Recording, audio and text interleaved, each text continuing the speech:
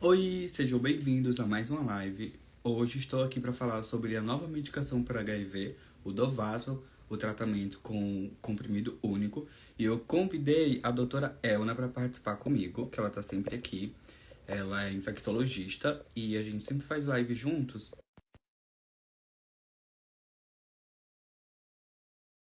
Medicação. E aí eu convidei ela para falar porque eu fiz um vídeo e as pessoas ficaram com muitas dúvidas. E agora deu tudo certo. Olá, boa Agora noite. sim. Tudo bom? Tudo ótimo.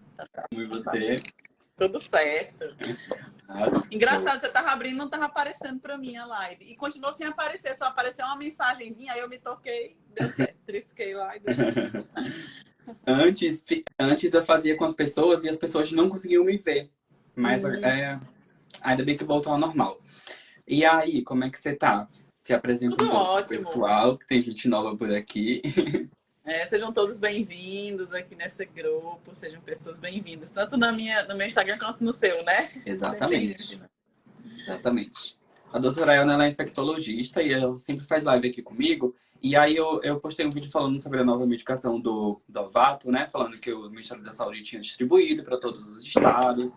E as pessoas ficaram com dúvidas, né? Assim, do tipo, o que mudou, se vai continuar tendo o mesmo efeito, se vai continuar ficando indetectável, como que vai ser, assim, esses critérios de mudança, se todo mundo vai mudar ou se tem pessoas que não vão poder mudar por algum motivo. Uhum. Pronto, pois a gente pode começar então falando sobre isso. Você já quer que eu comece? Pode ficar à vontade.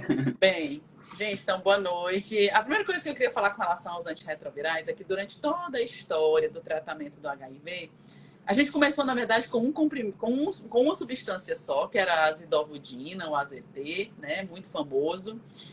Mas se percebeu logo no começo que ele sozinho não daria conta de vencer o HIV. Foi aí que começaram a surgir novos medicamentos, até que se teve a ideia de ir combinando os medicamentos. E foi nessa combinação, né, a partir dessa terapia aí potente, que seria combinar 3 substâncias ou mais, que começaram a conseguir controlar o HIV e chegamos no momento que a gente chegou hoje. Quer dizer, a pessoa adquire o vírus, se infecta com o vírus, mas ela não evolui para AIDS, porque um combinado de medicamentos, que foi durante muito tempo chamado de coquetel, não deixava o vírus se multiplicar e, consequentemente, a AIDS nunca acontecia. Então, a gente criou na nossa mente, né, todos nós, médicos, os cientistas, que a gente não tinha como vencer o HIV se não fosse com 3 ou mais substâncias.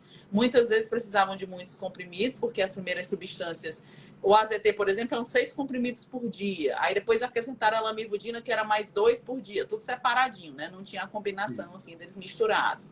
Aí vem Dinavir, 10 por dia. Então, era uma quantidade grande de substâncias, por isso o nome coquetel. Eles foram simplificando a quantidade de comprimidos, mas nunca deixavam de fazer pelo menos 3 substâncias misturadas. Então, a gente chegou a ter vários esquemas. Zidovudina com lamivudina e efavirense. Zidovudina com lamivudina e lopinavir, mais ritonavir, que ainda tem uma quarta substância aí. E aí eles foram diminuindo, conseguiram juntar o AZT com lamivudina em um comprimido só, ficou um de 12 em 12. Então, assim, a gente diminuiu a quantidade de comprimidos, mas sempre usando 3 substâncias. Então, todo o nosso esquema sempre foi assim, até que começaram estudos, quando surgiram medicamentos mais modernos e perceberam que eles eram mais potentes e tem o que a gente chama de uma alta barreira genética. O que é isso? É porque todos os antirretrovirais, eles são baseados em determinados pontos do HIV, né, para poder tratar. E o HIV conseguia driblar a partir de mutações. Então, ele sofre mutação e vencia os medicamentos porque eles tinham uma baixa barreira genética. As mutações são uma combinaçãozinha de letras e números, né, os genes do HIV, e ele sofria mutações de tal forma que algumas substâncias bastava que ele sofresse uma mutação e ele se tornava resistente àquela substância. São substâncias, no caso, de baixa barreira genética. Efavirenz, por exemplo, ele foi muito comemorado, porque já existiu uma dose única com efavirenz, que era tenofovir, lamivudina e efavirenz. A chegada do efavirenz foi uma festa, por quê? Porque com essa combinação a gente conseguia tomar realmente só um comprimido por dia. Lembrando que antigamente tinha um Caletra, que era 4 por dia. Então, o efavirenz chegou com essa ideia. Só que qual era o problema do efavirenz? Basta que o HIV sofra uma única mutação e tudo é jogado fora. O efavirenz, ele perde o seu poder. E para perder o poder, bastava que a pessoa esquecesse poucas vezes. Digamos, a pessoa tomou um dia, esqueceu 2, tomou de novo. Então, era muito pouquinho que ela, até o atraso de horários poderia impactar nessa mutação. Então, a gente tinha um efavirense que tinha muita reação adversa e tinha esse porém. Se a pessoa brincasse muito de tomar, não tomar, acabou o efavirense e você perdia esse esquema. Então, a gente ficou naquela, não dá para ser assim e tal. Quando surgiu agora o dolutegravir, foi se tentar novamente. A cada nova droga, na verdade. O darunavir, tem outras substâncias que são menos comuns aqui para vocês, mas que já foi tentado também fazer terapia dupla e dá certo, tá? O que acontece é que são medicamentos mais caros, que tem outras finalidades também, principalmente para pacientes que já têm resistência. Então, ele foi meio que deixado de lado. Quando chegou o dolutegravir, fizeram esse teste de dolutegravir com darunavir, dolutegravir com lamivudina, assim, vários estudos. E todos eles realmente deram muito certo. Foi que o pessoal se empolgou, quer dizer que a gente talvez não precise fazer 3, basta fazer 2 substâncias. E aí foi que chegou esse momento de usar o dolutegravir com lamivudina, que simplificou bastante o tratamento. Isso já começou na Europa, por exemplo, isso já existe há um certo tempo. Aqui no Brasil é que está chegando agora, né? Por toda a logística do SUS e tudo mais, mas se confiou desde então que realmente é um medicamento seguro, principalmente os estudos mostram a segurança, principalmente para quem já está tratando e já está com carga viral indetectável. Quer dizer que a gente não pode começar esse esquema numa pessoa que nunca tomou um antirretroviral, já começar direto com eles dois? É possível que possa. O que falta são estudos que a gente consiga juntar pessoas suficientes para fazer esse teste, né? Alguns estudos já começam a mostrar que isso talvez seja possível, mas não temos essa segurança ainda, portanto, principalmente no protocolo brasileiro, ele está restrito para pessoas que já estão com carga viral indetectável usando o esquema mais amplo, né? Que inclui aí o tenofovir. E a gente tem uma preocupação adicional com o tenofovir que, com o passar dos anos, foi se percebendo que ele causa alteração óssea e alteração renal em algumas pessoas. Não é em todo mundo, nem de maneira tão rápida. É muito raro acontecer alguma alteração mais aguda. Principalmente em pessoas que já têm mais idade, que já têm predisposição a ter osteoporose, que já têm comprometimento renal porque é um hipertenso, um diabético, um idoso por si só. Então, quando vai se juntando tudo isso, ele começa a ser mais danoso do que talvez trouxesse benefícios. Então, quando a gente descobre que pode tirar um medicamento, que é o mais danoso do esquema, sim, e dá para controlar o vírus, então ficou fácil de aderir a esse novo esquema, né? Exato.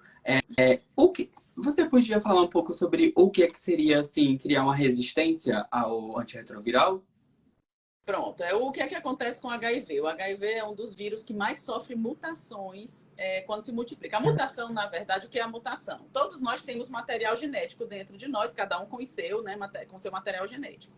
Nós estamos constantemente, essas nossas células que se multiplicam, eventualmente tem um errozinho na multiplicação e formam uma célula mutante. Essa célula mutante pode não ter impacto nenhum, né? E aí o organismo destrói e acabou. Mas essa célula mutante, ela pode também se transformar em câncer, por exemplo, né? Então, os cânceres, né, geralmente são células do nosso corpo que sofreram uma mutação e começam a se multiplicar desordenadamente. Uma mutação. O HIV, só que o que acontece? O corpo humano, assim como as células dos mamíferos, células de vários seres, eles conseguem fazer correções. Tem uma mutação, mas a gente consegue corrigir. Os vírus, eles costumam não fazer essas correções. Então, um vírus como o HIV, que se multiplica, quanto mais um vírus se multiplica, mais ele tem chance de sofrer mutações. Essas mutações podem ser boas ou ruins. Até algumas pessoas me perguntam aí na caixinha, será que é possível a pessoa pegar o HIV e ficar com ele muito tempo lento no corpo dela, ela nem precisar tomar remédio? Pode acontecer, dependendo do corpo da pessoa e dependendo da mutação que o HIV sofreu quando chegou dentro dela. Tem vezes que ele se muta e sofre uma mutação ruim para ele. Ele começa a ser um vírus muito lerdo, mas de repente ele pode retomar isso aí com outra mutação. Nessa história de sofrer mutações é que ele pode ganhar resistência aos antirretrovirais. Então, se você toma o remédio direitinho, sem falhar, obviamente o vírus não consegue se multiplicar. Agora, se você toma um dia e esquece 2, né? Passa uma semana sem tomar porque era para ir buscar, não foi buscar, deixa para depois, era um feriado, aí fica muitos dias sem medicamento. O que vai acontecer? O vírus ele começa a se multiplicar, mas antes do remédio sumir por completo no nosso sangue, ele ainda fica um pouquinho, ele vai caindo o nível aos poucos. Chega um momento que o vírus consegue se multiplicar, vê aquela estrutura do medicamento, vamos colocar assim de maneira simplificada, e consegue driblar, diz assim, esse medicamento funciona assim. Pois aí as mutações, né? Que na verdade o que acontece é uma seleção. Os vírus que respondem àquela dosezinha baixinha vão morrer, mas tem aqueles que vão conseguir escapar, aquelas cópias virais que conseguem escapar, pronto. Aí quando você volta a tomar o remédio, aquele grupinho que já reconheceu o inimigo, o medicamento, não responde mais. Por isso que a gente pede para que as pessoas não tenham interrupções no tratamento, porque o nível do medicamento cai, o vírus sobe e ele aprende, vamos colocar assim de maneira simplificada, a driblar aquele medicamento que estava prendendo ele, né? Que estava mantendo ele. Controlando, né? E aí fica difícil até para encontrar outra combinação, né? Exatamente. Então, quando basta uma única mutação para isso acontecer, é muito fácil, né? O que acontece hoje com dolutegravir, darunavir também, que é um que tem uma taxa, né, uma barreira genética alta, é que o HIV tem que se multiplicar, tem que sofrer várias mutações combinadas para vencer o medicamento. Por isso que acabam sendo medicamentos mais seguros também. Quer dizer, para o HIV vencer, você tem que realmente não tomar direito mesmo, né? Não é só uma esquecidinha como acontecia com o efavirenz, não. Mesmo assim, a gente pede para que a pessoa tenha muita frequência, porque a gente não sabe o dia de amanhã. O HIV é todo tempo um vírus novo, né? Então, se a gente brincar muito, no futuro fica sem antirretroviral, né? Porque ele é bastante esperto. Mas, assim, em relação a tomar a medicação, a gente tem que tomar todos os dias, mas o horário, as pessoas têm muita dúvida, assim, tipo, passou 30 minutos, 1 hora, vai interferir muito, assim? Não interfere. O medicamento, você pode deixar... Eu até costumo brincar assim, você trabalha com turnos, então, tem que tomar no turno da manhã, no turno da tarde, no turno da noite. Está dentro de um intervalo considerado. Se esquecer um dia, no outro dia você retoma o mais rápido possível. Não, também não precisamos ficar paranoicos de achar que amanhã o remédio não vai servir mais. Também não é assim. Mas o que a gente pede que tenha uma rotina, né, de marcar horário e tudo, é para exatamente evitar esquecer. Se você toma um dia quando acorda de manhã, no outro dia você toma no almoço, beleza, você não vai ter problema. Mas vai ter um dia que você vai chegar no almoço e vai ficar, eu tomei de manhã ou não tomei? Não, acho que eu tomei. Não, vou tomar na manhã. Aí nessa história não toma. Ou toma 2 vezes. Então começa a perder o controle quando a gente não tem um horário fixo, né? Então, o ideal é sempre você marcar um horário fixo, no sentido de não é que seja rigoroso, mas é bom você atrelar a alguma coisa que você faz todo dia. Por exemplo, eu acordo, tomo café todo dia. Então, no horário ali do café, ou antes ou logo após, você pode tomar o seu antirretroviral. Vai ter um dia que você vai acordar às 6 da manhã, que você vai para o trabalho, vai para o estudo, mas no domingo, domingo eu vou dormir até mais tarde, 10 da manhã. Acordou, vai tomar o café 10 da manhã, toma o medicamento. Não tem problema esse intervalo de um domingo que você estendeu um pouquinho, porque o seu café ficou mais tarde. Né? Isso vale para o jantar, para o almoço, enfim. Cada pessoa, tem gente que não almoça em casa, então às vezes o almoço é mais complicado, não quer levar o remédio, aí fica nessa de levar e acaba esquecendo. Então, às vezes é melhor você colocar numa rotina do momento que você está em casa, aquela coisa que você todo dia faz sem falhar, né? Então, fica mais fácil de não esquecer. Eu gosto de tomar quando eu vou almoçar, porque daí eu acabo lembrando de tomar. Terminei o almoço, eu já tomo. Mas o importante é tomar, né? Se você esqueceu, passou algumas horinhas, lembrou... Tem uma pessoa até que me perguntou isso recentemente, que ela almoçava em casa, mas agora mudou o horário de trabalho, ela não vai mais almoçar e não quer levar o remédio para o trabalho. Se ela podia mudar para o jantar, porque no jantar ela estaria em casa. Pode sim. Então, nesse dia que você vai para o trabalho, em vez de você tomar meio-dia, você não toma. Quando chegar de noite, você toma e passa a tomar de noite. Então, dá para fazer isso tranquilamente. O importante é criar aquele momentinho do remédio que faz com que você não esqueça. Agora, também não precisa ser uma coisa de relógio absurdo, aquele rigor todo, não. Com esse medo todo, né? Não precisa ser paranoico. Sobre a pessoa ser um controlador de elite, isso seria uma mutação também?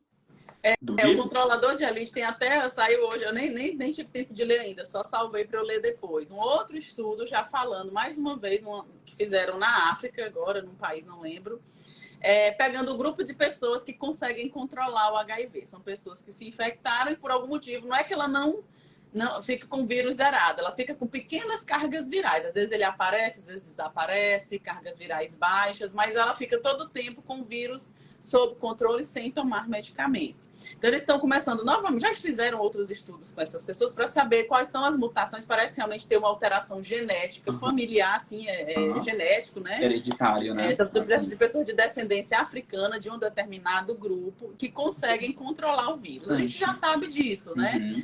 Não é uma minoria das pessoas realmente que conseguem ser controladores de elite, ou seja, eles conseguem controlar mesmo sem tomar o medicamento. Agora, tem um porém, é que a gente não sabe quanto tempo vai durar esse controle.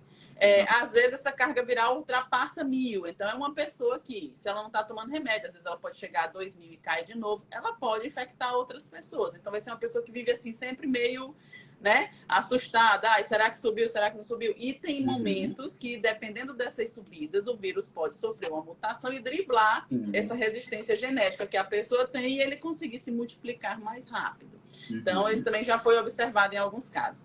Eu tinha uma paciente, teve uma época que a gente não começava o antirretroviral logo, a gente esperava o CD4 cair, né? E teve uma paciente minha que ela só... ela era uma mulher preta, eu até depois sempre me lembro dela, eu fico, será que ela não tem alguma coisa desse gene, né? Sim. Ela começou a tomar antirretroviral porque o Ministério da Saúde liberou para todo mundo, naquele momento que liberou. Mas se fosse eu esperar mesmo por ela, ela nunca teve nada. A carga viral dela todo o tempo baixinha, e ela muito ansiosa, já querendo tomar remédio, mas o CD4 dela era acima de 500, não baixava, né? Até que vai todo mundo. Ela pegou e começou a tomar o remédio. Não sei quanto tempo ela ficaria nisso, porque realmente o remédio não era liberado, a gente não fazia. Mas quem sabe ela é uma dessas que seria, né, um controlador de elite, eu não sei. Tive outros também que esperaram um bom tempo, mas de repente adoeceram, né? A carga viral baixinha, de repente ela subiu. Então a gente acha que teve uma mutação que o vírus conseguiu escapar. Enfim, tem vários comportamentos, né? Para a gente chamar de controlador de elite. Hoje a gente não espera. O Ministério nos diz assim, não, espere para saber se é controlador. Como é 1% da população ou menos, não vale a pena esperar e pagar para ver a pessoa adoecer para então começar um antirretroviral. Exato. Então, é começar para todo mundo mesmo, sem contar que pode transmitir para outros, né? Ela pode não adoecer, mas estar transmitindo para outras pessoas. Exatamente. É interessante o fato de poder ter uma descendência africana, porque lá é o país que tem mais casos, né? Pode até ser assim, digamos que geneticamente essas pessoas já criaram uma certa resistência, né?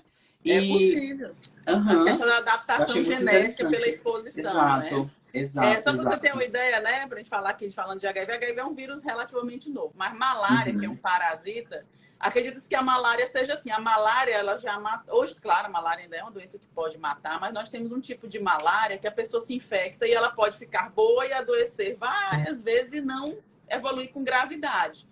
Por que eles acreditam que isso acontece? Porque a malária é uma doença muito antiga. No começo ela matou muita gente, mas foi selecionando, de certa forma, pessoas com certo grau de resistência. E hoje nós temos uma certa adaptação, porque os parasitas, eles não querem matar o seu hospedeiro. Parasita que mata o hospedeiro é porque é um parasita recente, porque ele quer que o hospedeiro fique vivo. Se o hospedeiro morre, ele morre também. Imagine que uma pessoa que se infecta com HIV e morre de AIDS, os vírus que estão dentro dela morrem com ela.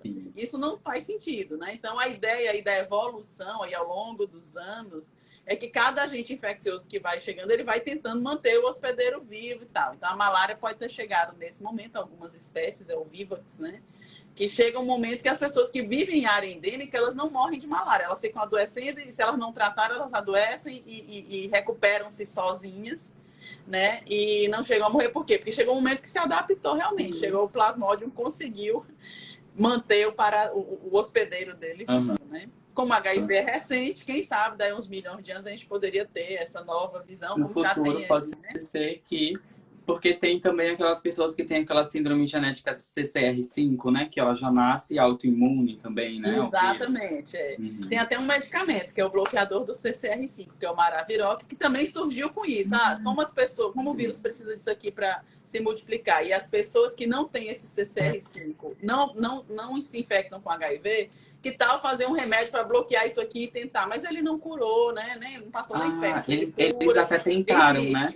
E aí só que é porque Interessante. não é só esse o mecanismo, tem outros fatores, né? É Uhum, um medicamento para tratar, então o vírus já está lá dentro. uhum, E tem uma série de complicadores também de usar. A gente usa o Maraviroc em situações assim de pessoas que já têm resistência a vários outros antirretrovirais. E tem pessoas sim. que nem faz sentido usar, porque tem que ter um determinado receptor para ele também, e aí, enfim. É uma situação bem Uhum. complexa para explicar aqui, mas por isso que ele não é usado rotineiramente. Mas tudo isso já foi Sim, tentado, né? Eles vão descobrindo, vão sim. criando um remédio. As Uhum. tentativas são. Porque as pessoas pensam que a ciência não está fazendo nada. Todo É, o tempo estão pesquisando e eu. fazendo. É muitos erros nesse caminho tentando Coisa. acertar. Exato. Eu achei interessante porque os casos de cura, né, que as pessoas foram curadas através do transplante, foram de transplante de medula óssea de pessoas que tinham essa síndrome genética, né? Exato. E aí as pessoas às vezes comentam, mas aconteceram casos de cura e tal. Aí eu fico, gente, mas não é bem assim, né? Foram casos isolados ali que aconteceram. Aí eu achei interessante que já tentaram criar uma medicação com esse fator do CCR5. Achei legal que eu não tinha esse Tem conhecimento. também. Ele é um Uhum. bicho, mas. E, Elna, você acha que todas as pessoas que estão usando essa combinação aqui que eu tomo, tipo, de três, que é o tenofovir com lamivudina e dolutegravir aos poucos, eles vão mudar para tirar o tenofovir, já que ele pode ser, assim, um fator que possa causar algum risco? Vão sim, vai chegar esse Hum. momento. O que acontece, né, com relação à mudança que a gente está tendo agora? A gente já sabe que controla em pessoas que não tenham tido nenhuma mutação para a lamivudine nem para o dolutegravir. Mutações para o dolutegravir, né, HIV que sofreu mutação para resistência ao dolutegravir, nós ainda temos pouquíssimos casos, porque é um medicamento recente e com uma barreira genética boa. Sim. A lamivudina não, é fácil de perder, mas a gente usa muito ela, porque mesmo ela com o vírus sofrendo algumas mutações, mas ela ainda tem ação quando combinada com outro antirretroviral. Agora, tem que ter, para usar sozinho com dolutegravir, a lamivudina não pode já ter, o vírus já não pode ter resistência à Uhum. lamivudina. Como é que a gente Uhum. sabe isso? Isso aí é quando a pessoa um dia teve carga viral alta, acima de 1.000, acima de 500, pelo menos. O médico pediu, em algum momento do tratamento dela aí do passado, né? Com outros esquemas. E aí, então, essa pessoa já tem isso na historinha dela lá, no prontuário, né? Um dia ela teve essas variação de carga viral, o médico pediu uma genotipagem, que é um teste, um exame que a gente faz para ver as mutações do HIV. Sim. E nesse exame acusou que essa pessoa já tem resistência à lamivudina. Então, as pessoas que já têm genotipagem mostrando que tem resistência à lamivudina não podem usar esse esquema com lamivudina e dolutegravir sozinhos, porque é como se ela estivesse tomando o dolutegravir sozinho e isso pode não ser muito bom, né? A gente não tem segurança Uhum. para dizer que o dolutegravir sozinho vai resolver com a lamivudina que já está enfraquecida do vírus daquela pessoa. Então, se você é uma pessoa que já está, que deve ser do meu seu caso, né, de Jair, com um tratamento relativamente recente, nunca teve carga viral alta que o médico tenha indicado fazer genotipagem, né, Sim. pegando aqui o seu exemplo, Sim. então você nunca teve mutação de lamivudina. Se sua carga viral está indetectável, a lamivudina está lá funcionando beleza. Uhum. Então, você é um candidato a tirar esse tenofovir e ficar só com o lamivudina e dolutegravir, né? Então, Por você isso e que é todas as importante ter outras pessoas atenção, que né? não têm essa história de ter feito genotipagem no passado vão, sim, em algum momento, vão chegar, né, nesse momento de receber a combinação lamivudina e dolutegravir em dose única. Perfeito, que as pessoas ficaram com essa dúvida, sabe? Achando que não ia ser para todos. Aí eu pensei assim, pelo que eu li, aos poucos eles É, vão o liberando para critério todo é mundo. esse, né? Não Uhum, podemos. O que acontece? Lá em 2021 foi lançada uma nota, quando já tinha essa segurança, né? Foi lançada uma nota pelo Ministério da Saúde, que era a nota de. Foi em setembro de 2021. E que o Ministério da Saúde autorizava já os médicos a trocarem, uhum, tirar o eu tenofovir lembro. por conta dos estudos, mostrando que o tenofovir, né, tinha todas essas complicações. Então, que a gente poderia já começar essa migração. Só que como a gente não tinha o dose única ainda, que usássemos 2 lamivudinas com um dolutegravir, ou seja, ficava 3 comprimidos, né? Mas ia ser uma coisa temporária, porque o Brasil já estava providenciando a chegada do dose única. Então, o que aconteceu? A gente saiu trocando de todo mundo. Ele pode trocar de todo mundo? Pode. Bastava que a pessoa tivesse carga viral indetectável, na época, né, em 2021, e não tivesse nenhuma infecção oportunista tratando no momento, principalmente hepatite B, que precisa do tenofovir para o tratamento, por isso não fazia sentido tirar, e tuberculose, né? Então, tinha que resolver a tuberculose, não podia ter hepatite B e tinha que estar com carga viral indetectável para fazer essa troca. Eu, particularmente, todos os pacientes que eu encontrei pelo caminho, eu comecei a fazer a troca. Muitos não quiseram, porque eu já tomo 2 comprimidos, eu vou aumentar para 3, né? A gente explicava, olha, vai aumentar para 3 agora, mas vai chegar um que é sozinho. Então, muitos troquei de muitas pessoas. Os idosos, os meus idosos eu consegui convencer todos, porque eu já estava preocupada com os idosos por conta do tenofovir, principalmente idosos que já tomam medicamento há muito tempo. Então, eu fui trocando os idosos, meus pacientes acima de 60, né? Eu consegui trocar, 50 eu já fiquei mais assim, porque os que quiseram eu troquei, mas nem todo mundo aceitava. E assim a gente foi conversando. Nessa história, quando foi, acho que no finalzinho do ano, nesses 2 meses, foi um boom de todo mundo trocando.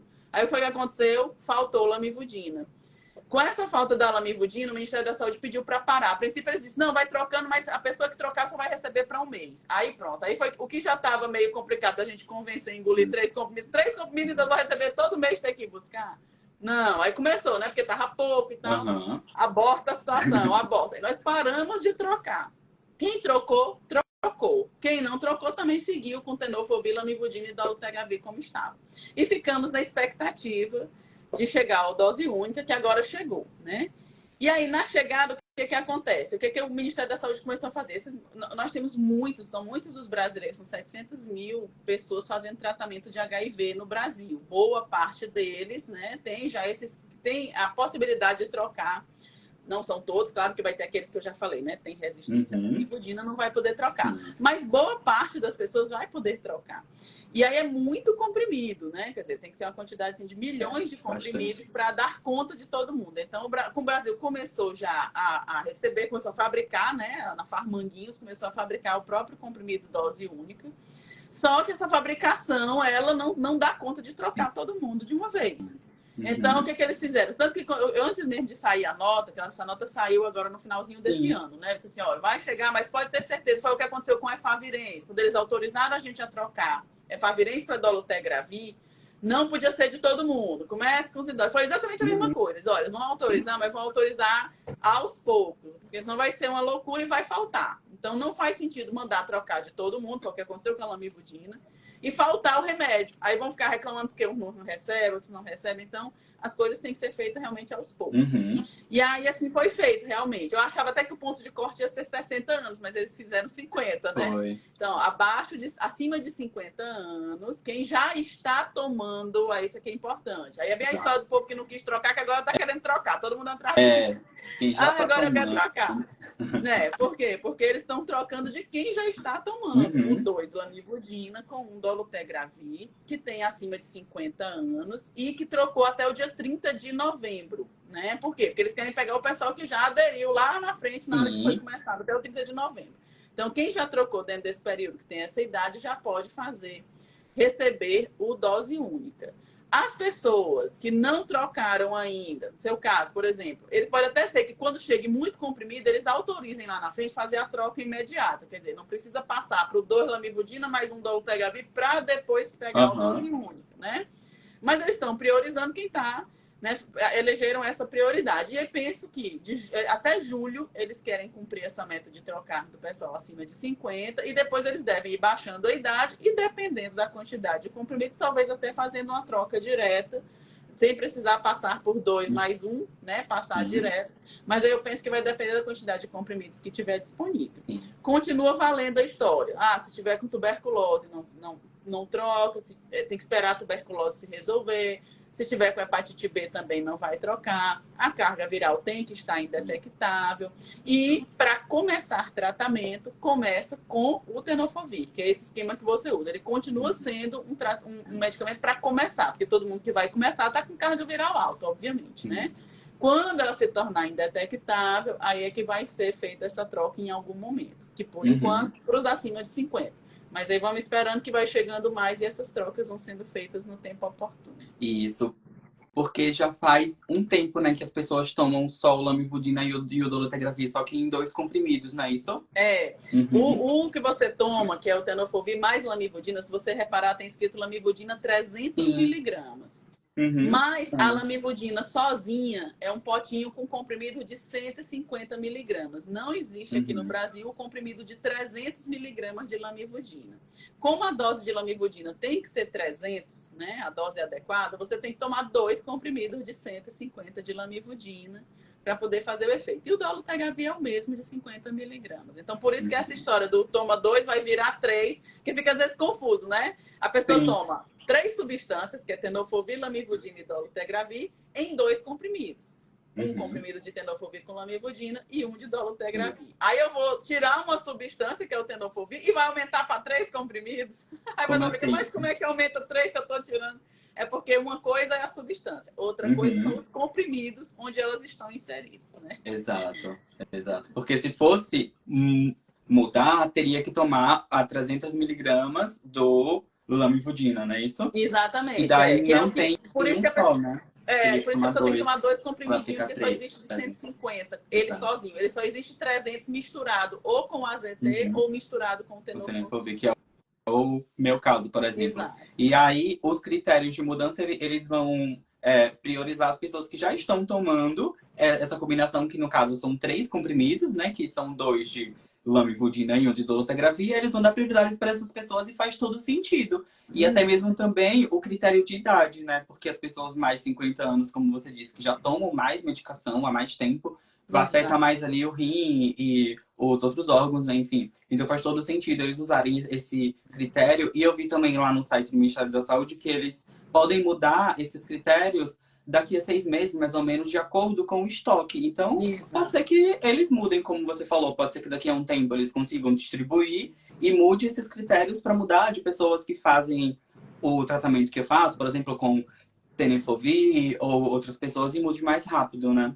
É, exato. Eles fazem isso exatamente para não faltar. E a troca está sendo feita e entregando para 3 meses. Aí depende, né, do ritmo das farmácias. Aqui vão entregar para 3 meses. Ou seja, a pessoa não vai ter um impacto de, porque às vezes isso também atrapalha na adesão. Tudo isso tem que ser muito pensado. Uhum. O Ministério da Saúde tem reuniões e mais reuniões para definir isso, né, para ter o mínimo de impacto. Imagina trocar de todo mundo de uma vez, mas dizer assim, não, mas você vai ter que vir buscar todo mês. Porque como nós vamos trocar de todo mundo, vem buscar todo mês, pode ter mês que você vai pegar de 15 em 15 dias. Aí a adesão, a pessoa vai, pois então não É. vou, né? Ou então pega um mês e não consegue ir no segundo por transporte.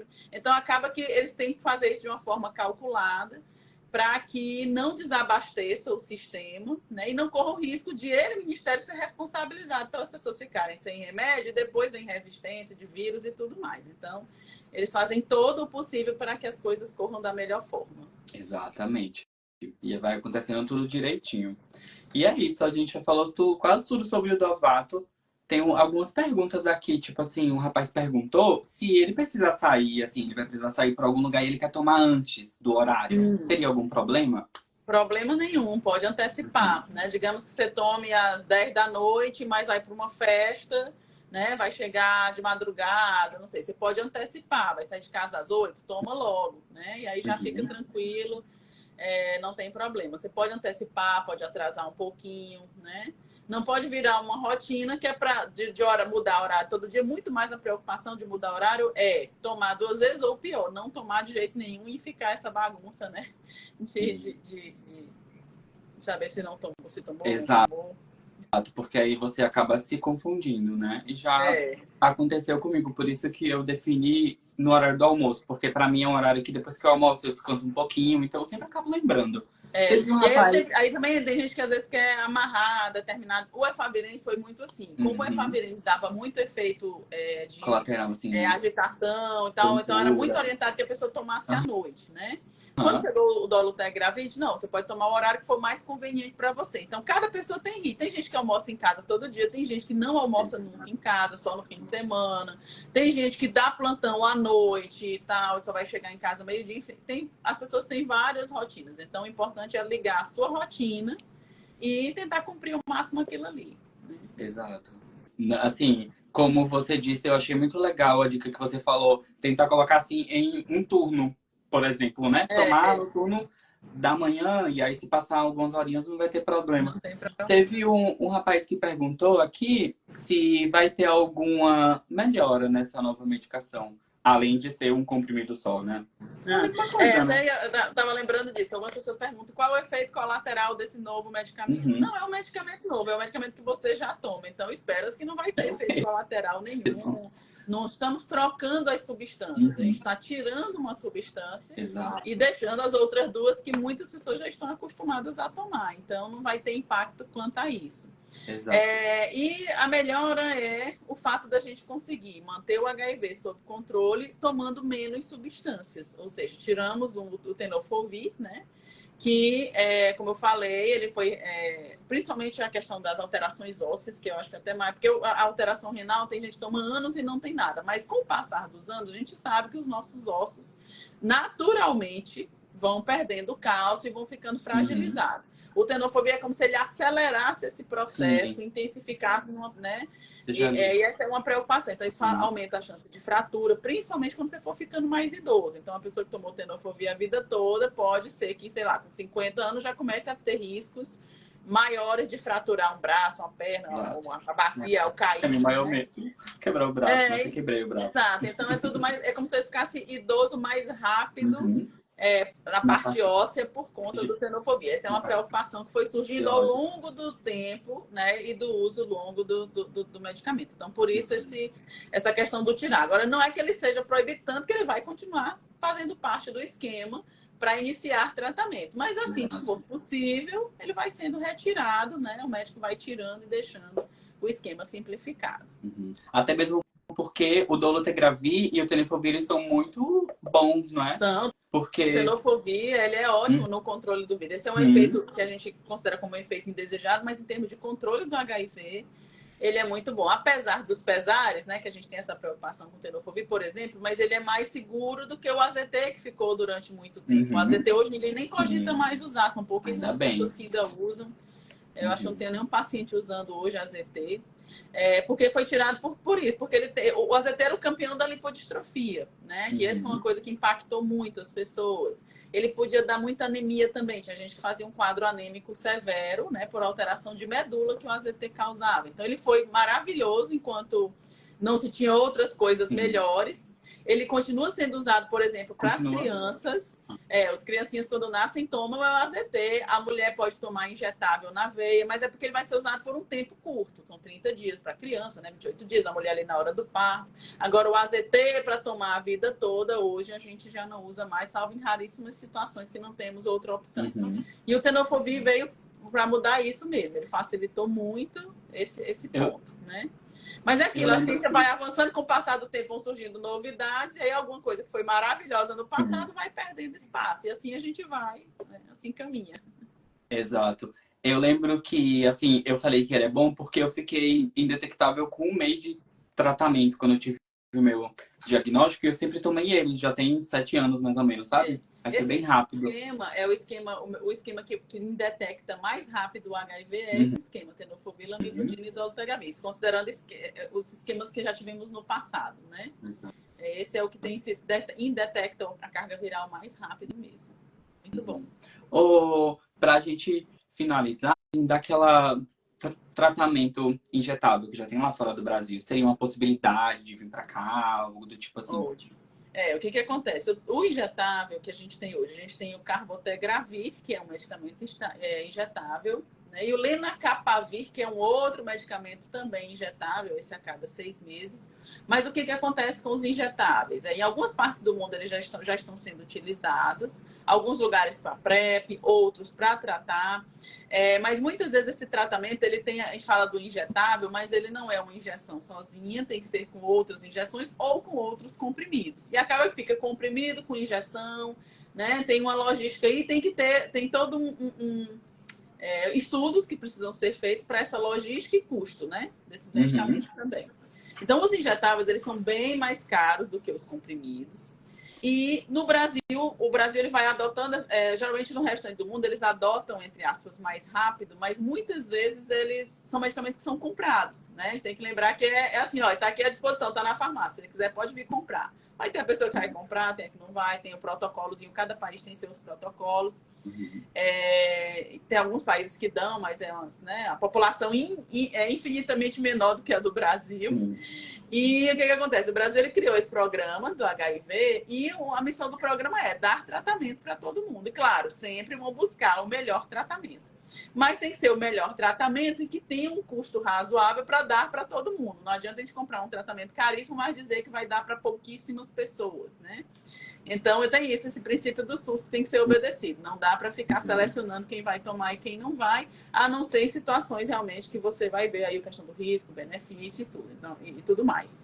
Então, o que acontece com o carbotegravir? O Brasil a Anvisa já autorizou o uso do carbotegravir aqui no país e ele está sendo agora estudado a implementação dele, né? Ou seja, como ele vai ser útil na PrEP. Por que na PrEP? Porque para tratamento ele sozinho não resolve, teria que ter outros medicamentos combinados que o Brasil não tem ainda autorização para ter, então existem outras injeções que podem ser combinadas com ele, mas a gente não tem ainda, então não adianta fazer ele para tratar, mas ele sozinho não vai resolver e o pior, vai desenvolver resistência, né? Mas ele sozinho consegue fazer prevenção de HIV, então já dá para começar a fazer PrEP com ele. O que está sendo feito agora é um estudo de implementação, que eles chamam, ou seja, vão ver a logística. Como ele é injetável e em tese a pessoa não vai levar para injetar em casa, tem que ter um local em que a pessoa possa receber. Uma coisa é você ter uma farmácia que a pessoa chega ali no balcão, entrega a receita e o farmacêutico entrega os comprimidos e ela vai embora. Outra coisa é que tem uma sala com geladeira, que o remédio fica dentro, a pessoa entra, aplica, tem a pessoa para aplicar. Então, tem muita gente que pensa assim, mas no meu posto tem, no meu... né, fácil, mas eles têm que ver uma logística para o país inteiro. A gente tem que lembrar que o Brasil não é só não são só as capitais que têm uma certa estrutura, tem lugares que são assim muito difíceis de alcançar em termos de transporte, de conservação, né?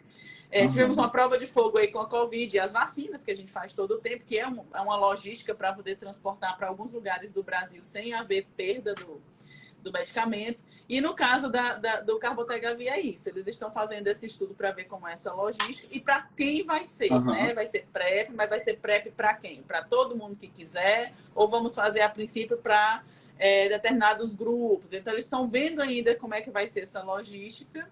Existe o estudo já acontecendo em algumas cidades, acho que Salvador, São Paulo. Sim, eu ia comentar com você que eu vi que já está acontecendo um estudo em São Paulo. Não sei se já está acontecendo em outros lugares, mas já tem outras cidades, eu não vou lembrar todas aqui de cabeça, mas uma pessoa que não sei quem foi falou assim, Salvador, por que Salvador já tem injetável e a gente não tem? Eu disse, porque Salvador está fazendo parte do estudo e esse injetável também não estão fazendo para quem quer, não. A pessoa passa por uma entrevista, tem que assinar um termo de autorização, é um protocolo de estudo, né?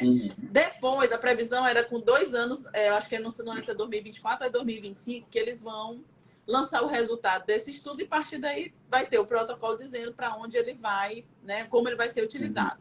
A grande expectativa é porque, como ele é uma injeção a cada 2 meses, eles estão pensando muito, eu sei que o foco está muito grande nas pessoas que vivem em condição de vulnerabilidade maior, né? Então, às vezes a pessoa uma precisa maior tomar exposição, né? tem que tomar todo dia ou sob demanda, mas tem pessoas que elas não conseguem entender isso, pessoas que estão vulneráveis na rua, né? Então, eles sabem que às vezes vai ser mais fácil pegar essa pessoa e fazer a injeção de PrEP e ela só ter que voltar 2 meses depois ou buscarem por ela, né? O próprio serviço pode fazer a busca ativa 2 meses depois do que contar que ela vai tomar comprimido, sendo que ela às vezes não tem condição de perceber isso. Então, tudo isso está sendo levado em consideração. Né? Mas ela vai chegar, a princípio, como PrEP. Vai chegar um dia como tratamento, junto com outras injeções? É possível, mas não temos nem perspectiva de quando isso vai acontecer. Mas vamos aguardar por aí, né? Vai chegar. Ô, Elna, pra você ir descansar, que você tá cansada, ficar o dia todo trabalhando. Eu queria que você desse um alerta, Elna, da sífilis, porque assim, eu fui em um encontro do Ministério da Saúde aqui da minha cidade e eu vi que Sergipe está em segundo lugar do Brasil com mais casos de sífilis.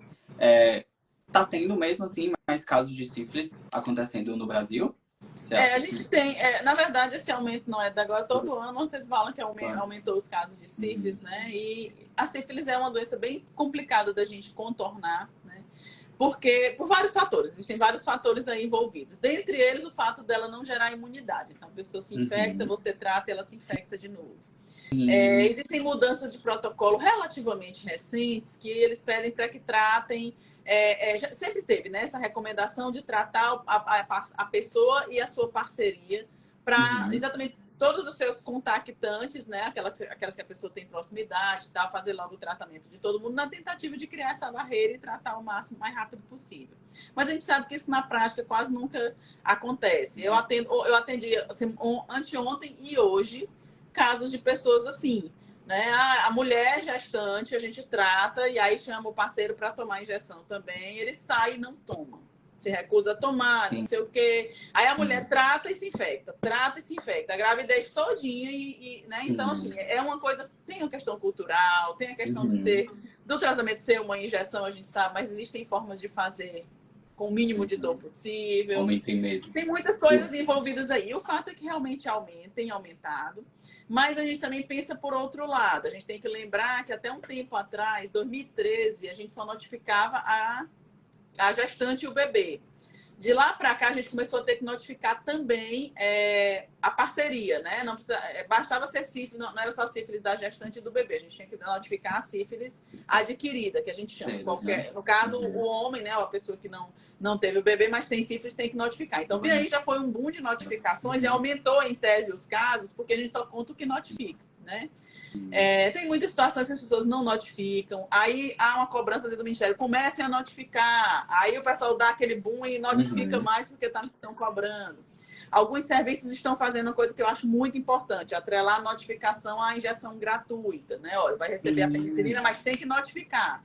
Então, eles começam a mandar o medicamento, mas tem que ter a notificação junto. Aí o pessoal começa a notificar porque vai receber a penicilina de graça. Então, tem umas ondulações que podem interferir nesse aumento de casos. Mas é fato que a gente não conseguiu controlar a sífilis como gostaríamos por conta de toda essa complexidade que eu falei aí, que envolve desde questões culturais, tratamento, fato de infectar de novo, né? Exato.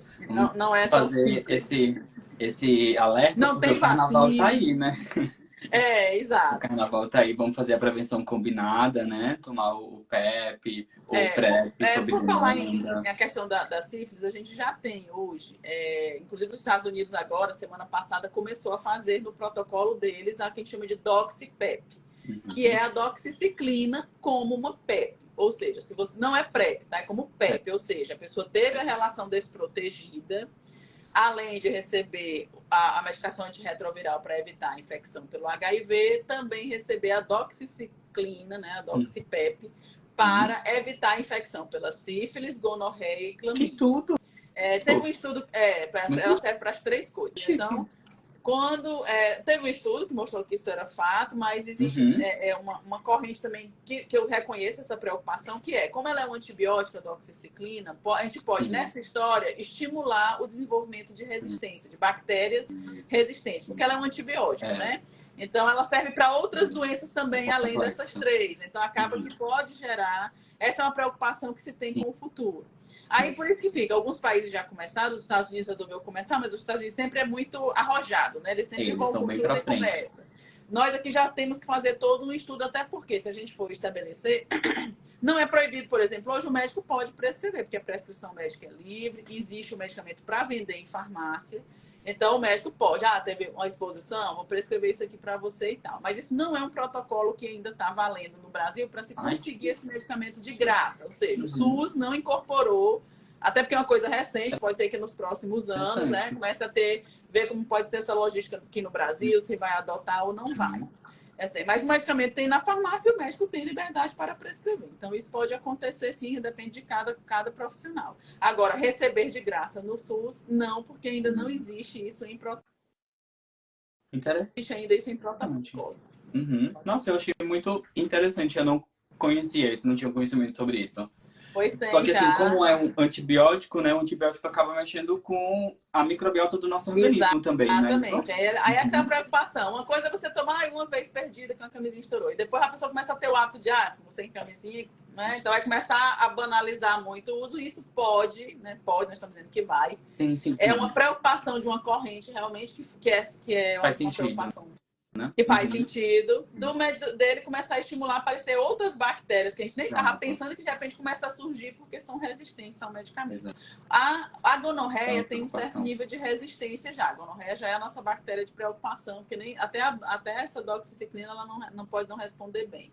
Mas ela até que parece mostrar um bom controle de clamídia e de sífilis também, nos estudos que já foram lançados. Mas tem mais estudos acontecendo, ainda estão vendo a longo prazo, que isso é uma avaliação mais imediata, vamos ver se a longo prazo tem o risco realmente de resistência, enfim, né? Então, não é uma coisa que pelo SUS agora não teremos isso tão cedo. Mas já é uma outra forma de prevenção também da sífilis aí, além da camisinha. É muito interessante. Então vamos, gente, aí, ó. Carnaval chegando, prevenção combinada. Vamos passar lá na doutora Elna para pegar os seus PrEP. PrEP sob Tá na hora de demanda. pegar a PrEP, quem ainda não usa, né? Tá na hora. Exato. Porque tem também a sob demanda, né? Que você pode usar agora no carnaval, por exemplo, Sim. né? Com certeza, já dá para pegar, né? Lembrando que para homens trans e mulheres cis, né? Ou elas não devem utilizar aquela dose 2 horinhas antes da relação. Tem que ser 7 dias para começar a fazer efeito. E sempre no uso contínuo. Então, tá na hora de começar, que daqui a pouco é o carnaval. Exatamente. Só tem que se preparar aí. Tem que se preparar. E não pode esquecer também do lubrificante, da camisinha, que é importante, né? Para evitar ali o atrito, o rompimento e deixar você mais exposto. E é isso, gente. Muito obrigado a todo mundo que ficou com a gente até o final, até aqui. Obrigada, gente. Segue Obrigado a gente você, aí, né? Meus seguidores estão aqui, seguiu de Jair e vice-versa. Já segue ela também, que ela arrasa, tá sempre aqui com a Conteúdos gente. muito bons. Obrigado. Tô me informando logo aí. Eu adoro acompanhar essas pesquisas. Eu quero muito, assim, trabalhar nessa área de pesquisa, sabe? Eu adoro ler os artigos e tal. Quem sabe? É muito bom. É muito legal. É isso, um cheiro. Muito obrigado, viu? Por estar sempre aqui com a gente. Tchauzinho. Sempre que Até precisar, mais. estamos às ordens. Tchau, tchau. Pode deixar, digo mesmo. Um cheiro, bom descanso. Você também. Tchau, tchau.